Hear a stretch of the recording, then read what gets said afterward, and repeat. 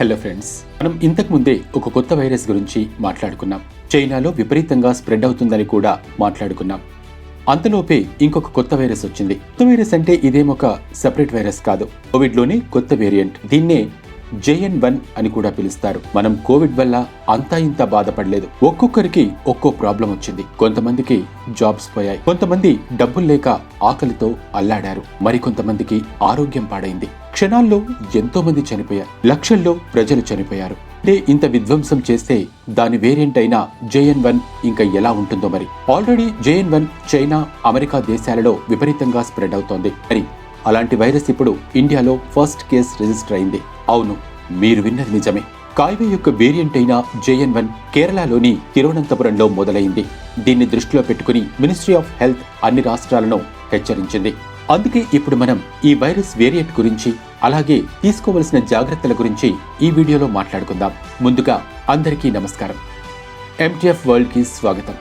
మీరు గనుక మన ఛానల్ ని ఫస్ట్ టైం విజిట్ చేస్తున్నట్లయితే ఇప్పుడే MTF వరల్డ్ ని సబ్స్క్రైబ్, షేర్ చేసి బెల్ ఐకాన్ ని యాక్టివేట్ చేసుకుని సపోర్ట్ చేయండి.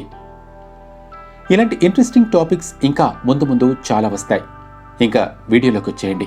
ఒమిక్రాన్ లేదా B.1.1.529 అనేది ఒక కోవిడ్ వేరియంట్. దీన్ని ముందుగా సౌత్ ఆఫ్రికాలోని బోట్స్వానా అనే ప్లేస్లో 24 నవంబర్ 2021లో మొదటి కేసు ద్వారా గుర్తించారు. దీనికి అనేక రకాల సబ్ వేరియంట్స్ ఉన్నాయి. అందులో కొన్ని BA.1, BA.2, BA.3, BA.4 మరియు BA.5. కాలం మారుతున్న కొద్దీ ఈ సబ్ వేరియంట్స్లో కూడా ఎన్నో రకాల వేరియంట్స్ మొదలవుతున్నాయి. BA.5లో భాగంగా BQ.1, BQ.1.1 కూడా అక్టోబర్ 2022 నుంచి ఎంతో ప్రభావం చూపుతూ వచ్చాయి. అయితే ఇప్పుడు ఒమిక్రాన్లోని BA.2 వేరియంట్లో భాగంగా ఒక కొత్త వేరియంట్ JN.1 వచ్చింది. ఈ వేరియంట్నే పిరోలా అని కూడా అంటారు. అసలు దీని గురించి మాట్లాడుకోవటానికి ముఖ్య కారణం ఏంటంటే, ఇంతకుముందు దీని ప్రభావం అమెరికా మరియు చైనా మీద విపరీతంగా ఉండేది.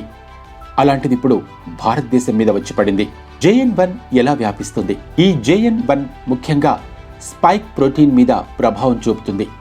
ఎంత ప్రభావం చూపుతుంది అంటే, ఈ స్పైక్ ప్రోటీన్ DNAని 20 రకాలుగా మారుస్తుంది. అయితే మనం ఈ వైరస్ ని స్ట్రెస్ చేసి ఎందుకు తెలుసుకోవాలంటే, ఈ స్పైక్ ప్రోటీన్ సహాయంతో వైరస్ అనేది హోస్ట్ యొక్క సెల్, అంటే మన బాడీలోని సెల్స్ మీద వ్యాపిస్తుంది. ఇక్కడ BA.2కి దాని సబ్ వేరియంట్ అయిన JN.1కి కేవలం ఒక DNA చేంజ్ డిఫరెన్స్ మాత్రమే ఉంది.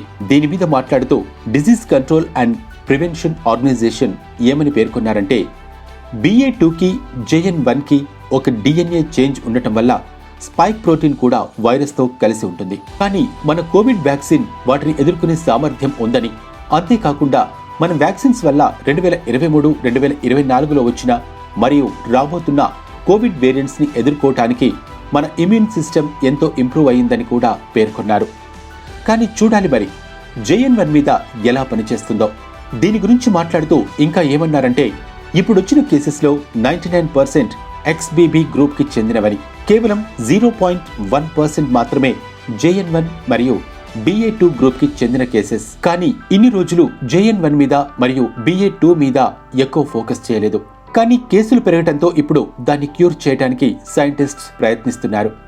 అంతేకాకుండా చివరగా CDC వాళ్ళు ఏమన్నారంటే, COVID-19 ఉన్నన్ని రోజులు కొత్త వేరియంట్స్ పుడుతూనే ఉంటాయి, వాటిని ఎదుర్కోవాల్సిందే అని చెప్పారు. JN.1 యొక్క సిమ్టమ్స్ ఇప్పుడు అమెరికాలో ఉన్న మొత్తం కోవిడ్ కేసుల్లో సుమారు 15 నుండి 29% కేసులు ఈ JN.1కి సంబంధించినవే. ఈ కేసులు ఇంకా రోజురోజుకు పెరుగుతూ వస్తున్నాయి. అయితే అసలు JN.1ని ఎలా గుర్తించాలి అని, fever, running nose, sore throat, headache, cough, mild gastrointestinal లాంటి సిమ్టమ్స్ కనిపిస్తాయి. ఈ JN.1కి ట్రాన్స్మిసిబిలిటీ కూడా చాలా ఎక్కువ. అంతేకాకుండా ఈ చివరి చెప్పిన గ్యాస్ట్రో ఇంటెస్టైనల్ ప్రాబ్లమ్స్ మాత్రం చాలా భయంకరంగా ఉంటాయి. అందుకే చాలా జాగ్రత్తలు పాటించాలి, లేకపోతే ఇది విజృంభించే అవకాశం ఉంటుంది. JN.1 case in India. ఇప్పుడు ఈ వైరస్ ఇండియాలో మొదలైంది. ఫస్ట్ JN.1 కేస్ కేరళలో వచ్చింది. తిరువనంతపురంలోని కరకులంలో ఒక ముసలావిడకు RT-PCR టెస్ట్ చేయగా ఇది పాజిటివ్ అని వచ్చింది. డీటెయిల్గా చెప్పాలంటే ఆ ముసలావిడకు ఇన్ఫ్లుయెన్జా లైక్ ఇల్నెస్ సిమ్టమ్స్ ఉన్నాయి. అంతేకాకుండా ఆమెకు ఇంతకు ముందే కోవిడ్ కూడా వచ్చిందని హెల్త్ డిపార్ట్మెంట్ వారు తెలిపారు. మళ్లీ కోవిడ్ మొదలైంది. ఇప్పుడిప్పుడే కోవిడ్ పరిస్థితుల నుంచి బయటకు వచ్చి అన్ని సవ్యంగా మారుతున్నాయి అని అనుకునే లోపే మళ్లీ కోవిడ్ పెరుగుతుంది. తాజాగా ఇండియన్ హెల్త్ డిపార్ట్మెంట్ ఇచ్చిన రిపోర్ట్ ప్రకారం సుమారుగా 1700 కేసులు నమోదైనట్టు తెలిపారు. ఈ రకంగా చూసుకుంటే కోవిడ్ మళ్లీ మన మీద విజృంభిస్తుంది అని చెప్పొచ్చు. కావున అందరూ జాగ్రత్తగా ఉండాలని కోరుకుంటున్నాం. ఇట్లో మీ MTF వరల్డ్.